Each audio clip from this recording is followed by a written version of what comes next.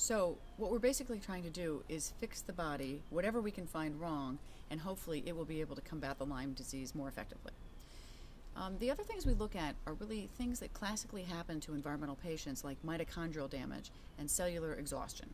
The mitochondrion is the part of the cell that makes energy.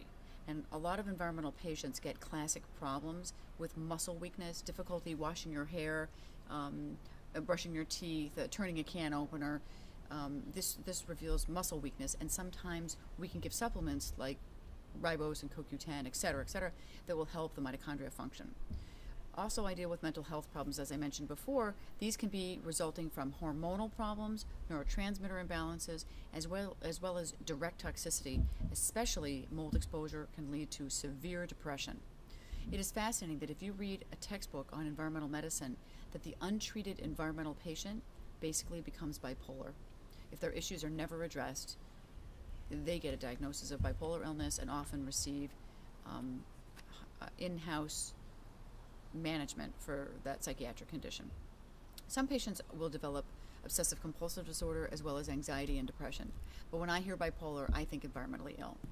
A new way of approaching these patients is that thinking that everything has a cause, not that it is a label, and then treating with a medication for a particular label.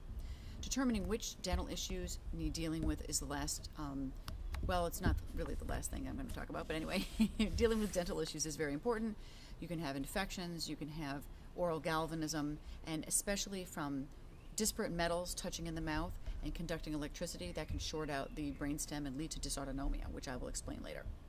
Food allergies, as well as inhalant allergies to pollens, molds, dog and cat danders, etc., are a major player in those who are environmentally ill. And some people will benefit from allergy testing, which we'll be doing in this office in the next few months. Any published literature on your symptoms and the possible causes of those symptoms in other people will be researched, and we will look at treatments around the world and see what we can bring to you by studying your case.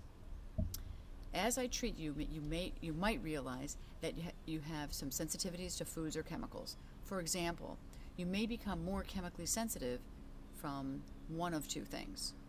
One is getting used to a less scented environment at your home or in my office. This will bring out your dislike for perfume, the diesel exhaust, the detergent aisle of the grocery store may smell offensive to you and give you symptoms.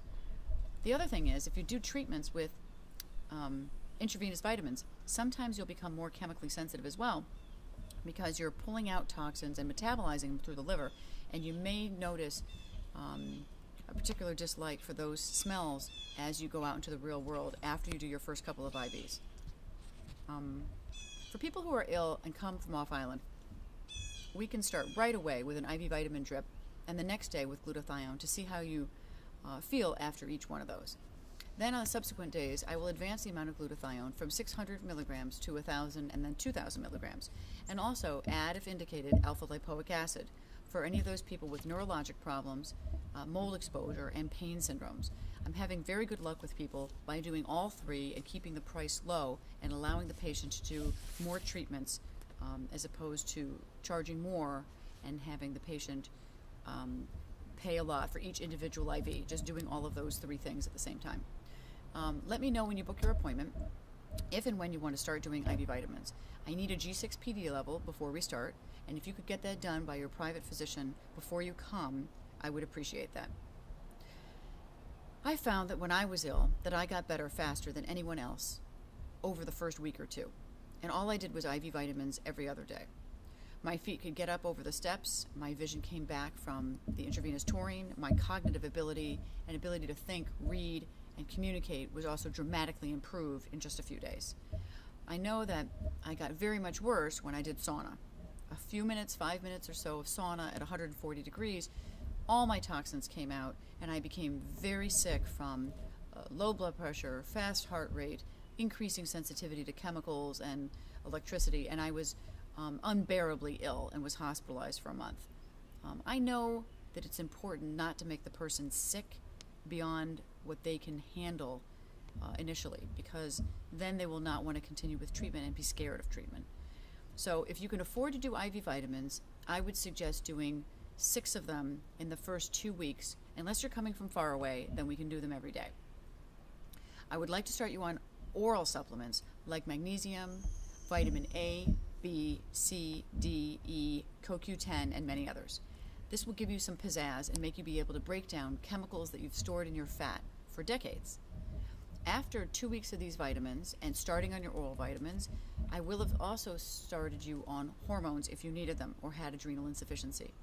Then we're going to start sauna if you're ready, and do one sauna at a low temperature, 140 degrees, for 10 to 15 minutes only, and see how tired you are the next day and for how many days after that you are tired. It doesn't really matter how you feel in the sauna. It's how you react after the sauna. Can you handle it?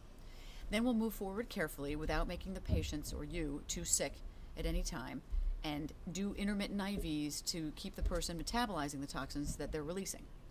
Along the way, as I mentioned, we'll adjust anything else we find wrong. So if we find parasites in the stool or candida or food allergies, we will start to explain the rotational diet and deal with all infections and toxicities that we find one at a time. Basically, we address all the problems we find, and hopefully in the end, you will feel better and reverse conditions that you've had for years of fatigue or mental lethargy, as well as specific neurologic and immune conditions. You will take the tools that you have learned about the importance of a clean home and a work environment, good quality water, air, food, and improve every week so that you do not recognize yourself by the time we're finished. Hence, we will videotape you on the second visit so we can document what you look like when you start, before any changes occur, and then every few months or weeks thereafter to document your progress. So step 1, for now, take your lab slip if I just gave you one, or we'll be waiting for you at the lab of the hospital. Please fast from midnight the night before you go for the blood test, and stay unstressed, relaxed, and drive to the laboratory and get there by 8:15 in the morning. Don't sit down, because I'm ordering an aldosterone test, which has to be done after you've been standing for at least 15 minutes. Stay standing if you can, and they will draw this blood test first, and then a venous blood gas without a tourniquet. Then they will put the tourniquet on and draw all the rest of the tubes. There will probably be 10 to 20 blood tubes drawn on the first draw, and maybe another 10 on a second draw, depending on how much blood they think they can take from you and how easy your veins are to stick. So that's tape 1, an introduction to the practice, what to do on your first day after getting home from a first appointment. And if you're thinking of coming to see us for an appointment, feel free to give us a call. I can talk to you for a couple of minutes to explain my view of your condition and whether I think I can help. Thanks very much.